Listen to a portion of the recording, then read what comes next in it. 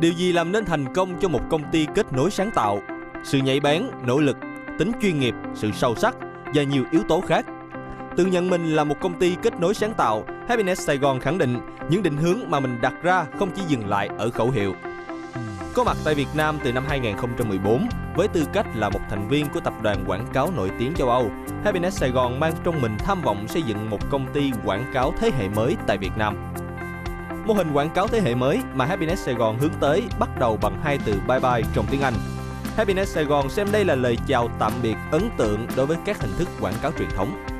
Thay vào đó, công ty kết nối sáng tạo mới là hình mẫu mà Happiness Saigon và tập đoàn Happiness hướng đến trên toàn cầu.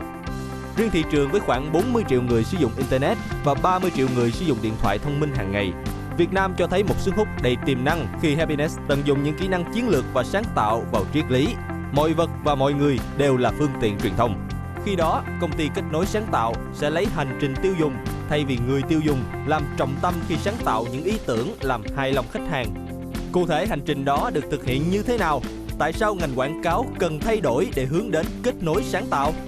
Những câu hỏi cần tìm lời giải đã và đang làm nên hướng đi của Happiness Saigon tại Việt Nam và tập đoàn Happiness nói chung trên bản đồ sáng tạo toàn cầu. Xin chào mừng quý vị và các bạn đến với chương trình Câu chuyện kinh doanh trên kênh truyền hình FBNC. Và ngày hôm nay thì chúng tôi rất vinh dự được gặp gỡ hai vị khách mời. Đó là ông Geoffrey Hantson, tổng giám đốc sáng tạo của tập đoàn Happiness, và ông Cerutti, tổng giám đốc điều hành của Happiness Saigon. Thank you so much for joining our show. Thank you so much. Good to have you guys. Hi. How are you? Very well, thank you. So Happiness, what's an interesting name? Tell me more about it. Why Happiness? What does that Why mean? happiness? Because actually it's underestimated. Happiness is one of the most important economical levers that is existing. Okay. So happiness for a country is extremely important, right? Happiness is extremely important for the people, and just like that, happiness is very important for the brands.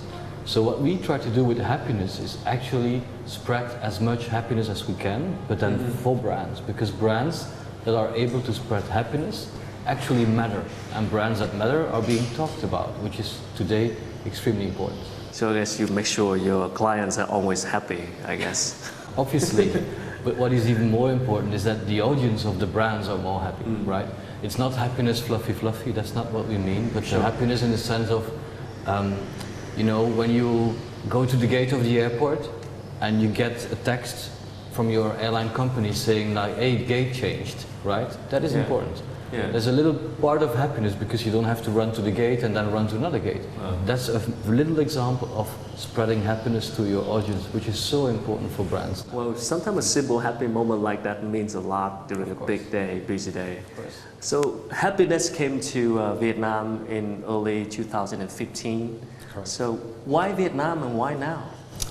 Well, one, we had already a company in Vietnam called Bliss Interactive. For the last 8 years, the Happiness Group have been developing mobile applications, micro websites, banners, CRM systems from Vietnam for all their clients in Europe. So we already were established here. And we got the opportunity by working for Nivea in Europe to also come and work for them here in Saigon. We had analyzed the market of Vietnam very thoroughly, and we had identified that there was definitely a place to take in the market for an agency as Happiness. Considering the brand of Happiness, as Geoff mentioned, and the ambition we have to do different type of communication to connect with consumers in a very positive way, but also considering the market and the way it stands today with a lot of international players and local players, and we are looking at finding that spot in the middle where we offer the best of both worlds. And I understand you guys already have an existing member here before. You didn't come here starting from zero, did you? That is correct. We had 18 people here that we basically built on top of. So these people were digital specialists. Their DNA is really digital.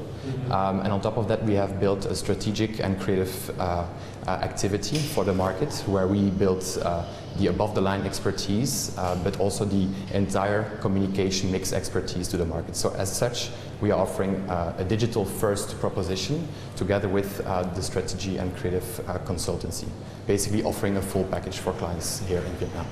So who are your clients here in Vietnam? Is that mostly international brands or local companies? Our clients predominantly are local companies, part of an international structure. We work, for instance, for Beiersdorf. They are responsible for Nivea Men and Nivea Women. In Vietnam, we also work for Coca-Cola, Mead Johnson, and we have recently been appointed as the lead agency for Bosch, a German engineering company, leading their communication for 9 markets out of Saigon. So Geoffrey, you told me earlier that happiness, you guys emphasize creative connectivity.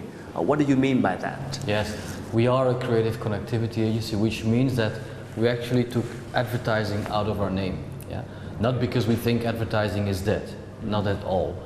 But the problem is that since the early 50s, for the last 50 years, advertising has been doing the same thing, monologues. Yeah, and we use channels to have our monologues to the people.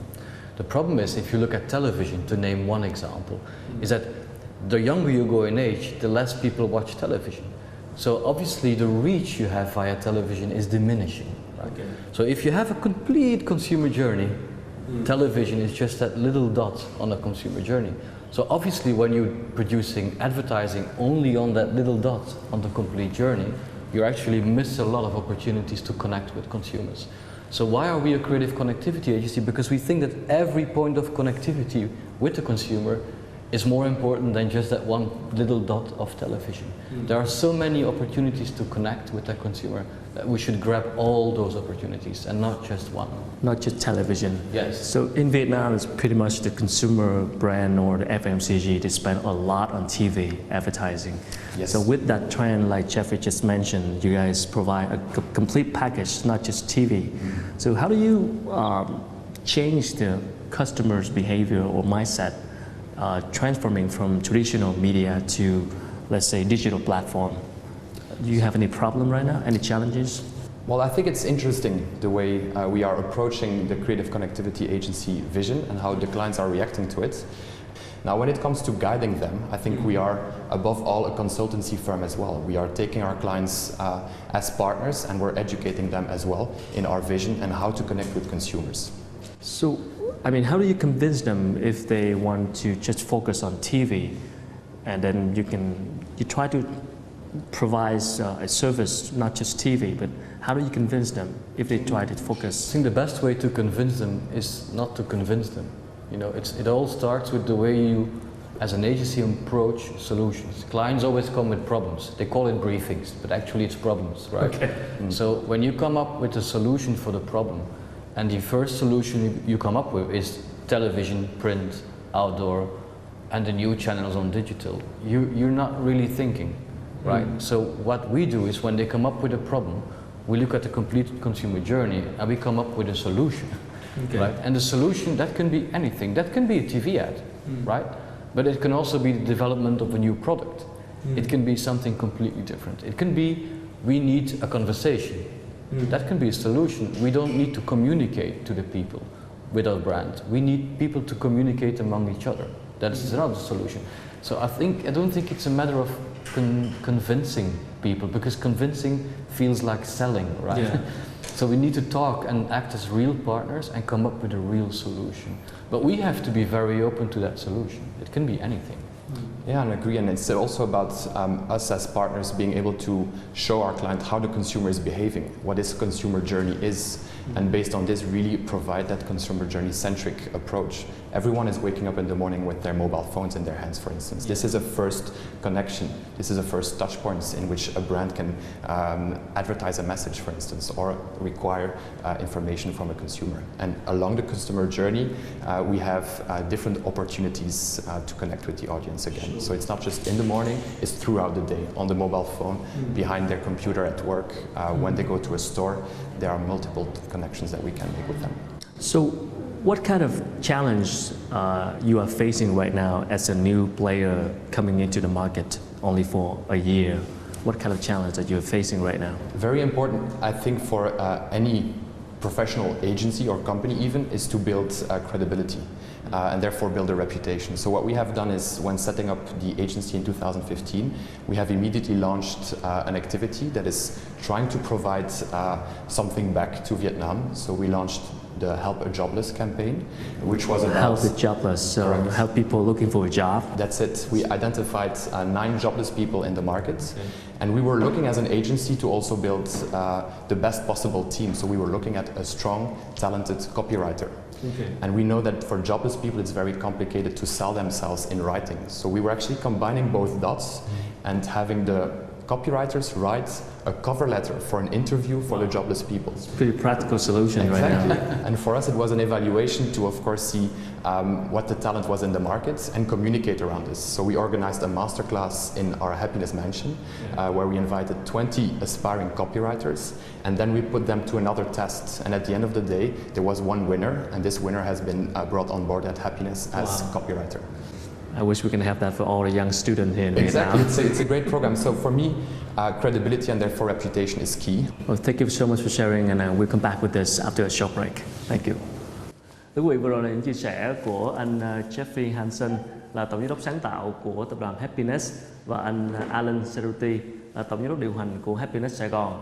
Chúng tôi sẽ còn quay lại trong phần tiếp theo trên chương trình Câu chuyện Kinh doanh.